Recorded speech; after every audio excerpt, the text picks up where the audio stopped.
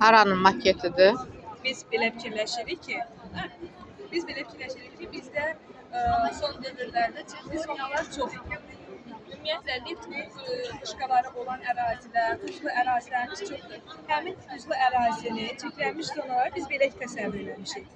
Burada Yəni təsvir belə eləmişik. hə, Bizim belə ümumiyyətlə təsvir maketimizin 4 zonası var. Çirklənmiş zona, bərpa zonası, park zonası və yaşayış zonamız.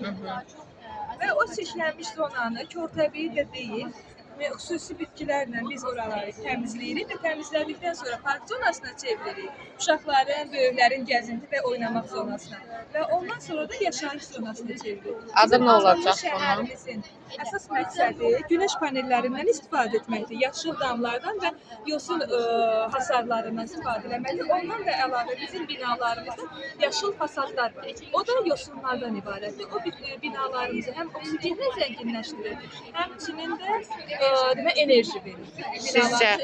Sizcə bu yaşıl binanın, yəni başında olan yaşıl dam binanın aşağı hissəsinə, yaşayış hissəsinə zərər vurmur ki? Yox, o xüsusi texnologiya ilə hazırlanacaq və xüsusi bitkilər olur ki, o yağış suyunu özündə cəmləşdirir və binanın fasadına ziyan vurmadan istifadə eləməyə olur. Bəs bunlar nədir? O bizdə Xəzər dənizini biz təsvir eləmişik və onun içində də akvakulturamız var.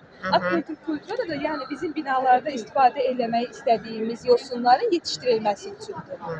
Yəni bu akvakulturalar odur. Parkımız da ekoloji təmiz parkdır, körtəbii bitkilərdən istifadə eləmirik. Hətta məsələn, skamyalarımızın üstü yarpaq formasında kölgəli verən hasarla təmin olunacaq ki, yəni yaşıllıqdan zövq almaq istəyənlərə rahatçılıq olsun. Məsələn, parkımızda qırmızı kitabımız haqqında məlumat tablosu da var ki, gələnlər bizim son dövrdə nəşr olunan qırmızı kitabımızdan xəbər tutsunlar. Bu isə yosun günlərimizdə o da şəhərin təmizlənməsində istifadə olunur. Layihənizin adı Ağıllı Şəhər. Yəni Bakının bir hissəsində də ağıllı şəhər ilə bir məkan olacaq, ərazi olacaq. Olacaq yoxsa istəyirsiniz, arzu edirsiniz, yoxsa var, təklif edirsiniz layihənizi? Bu isə bizim yosunlardan ibarət filtrasiya elektromexanizmidir və binalarda olan çirkli suların təmizlənməsidir. Yəni bu çirkli sudur yosunlardan filtrasiyadan keçib təmizlənir və yenidən istifadəyə yararlı. Yəni necə istifadə edəcəksiniz o? Nə üçün? Məsələn, elə ki, bu çənlərdir və bura bu çənlər. Yox, bu binalara, əhaliyə su vermək. Və yaxud da parkların sulanmasında, ağacların sulanmasında biz istifadə edə bilərik. Bizim binamızın, daha doğrusu proyektimizin canlandırılmış videosunu QR koddan oxuda bilərsiniz.